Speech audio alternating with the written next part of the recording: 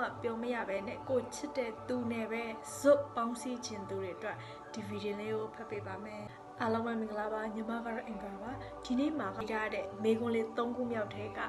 ဖြေပေးပါမယ်3ခုမြောက်မေကွန်လေးက तू ကသူ့ရဲ့ချစ်သူကဘယ်တော့ပြန်လာမှလဲသူ့မှာလည်းဘာမှအမှားမလုပ်ဘူးပေါ့နော် तू ကသူနဲ့ပဲပေါင်းစည်းခြင်းတာဘလို့မှပြောမရပဲနဲ့ကိုချစ်တဲ့သူနဲ့ပဲဇွတ်ပေါင်းစည်းခြင်းသူတွေအတွက်ဒီဗီဒီယိုလေးကိုဖတ်ပေးပါမယ်အရန်ချစ်တတ်တဲ့သူတွေအတွက်ဖြေရတော့အရင်ဆုံးကိုချစ်ချင်းမြတ်တာတွေနဲ့အပြေးဝပေးပါဆိုတဲ့ message လေးရပါတယ်ကိုချစ်ချင်းမြတ်တာတွေအရင်ဆုံးအပြေးဝပေးပါ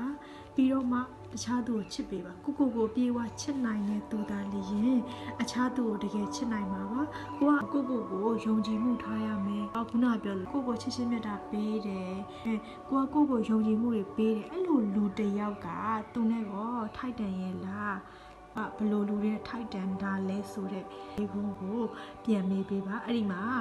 ဒီအဆင့်2ဆင့်ကိုဖြတ်ကျော်ပြီးတဲ့အခါမှာတော့ဒီတစ်ဆင့်ကိုအဖေကတွေ့သွားပါလိမ့်မယ်ဒါကြောင့်မလို့အရင်ကြီးလှုပ်ယူစရာသူမသူပဲဖြစ်နေစရာမလိုပါဘူးငါကသူ့ပဲရအောင်ယူမယ်သူကငါ့ကိုချစ်မှဖြစ်မယ်သူပြန်လာမှဖြစ်မယ်ဆိုတဲ့စိတ်တွေကိုခဏလေး post လောက်ထားရက်ထားပေးပါဒါရခဏလေးအဒီဖြေမလို့သေးပါဘူးအရင်တော့ကိုချစ်ချင်းမြတ်တာပေးမယ်ယုံကြည်မှုတွေတည်ဆောက်ပြီးတော့ကိုလှုပ်ချင်တဲ့ရအောင်လှုပ်ပြီးတာနဲ့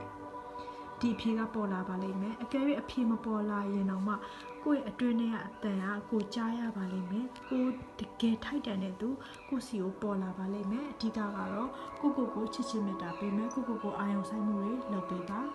ဒီဗီဒီယိုလေးကနေပြီးတော့အဖြေလေးရသွားမယ်လို့ယုံကြည်ပါတယ်အားလုံးကိုကျေးဇူးတင်ပါတယ်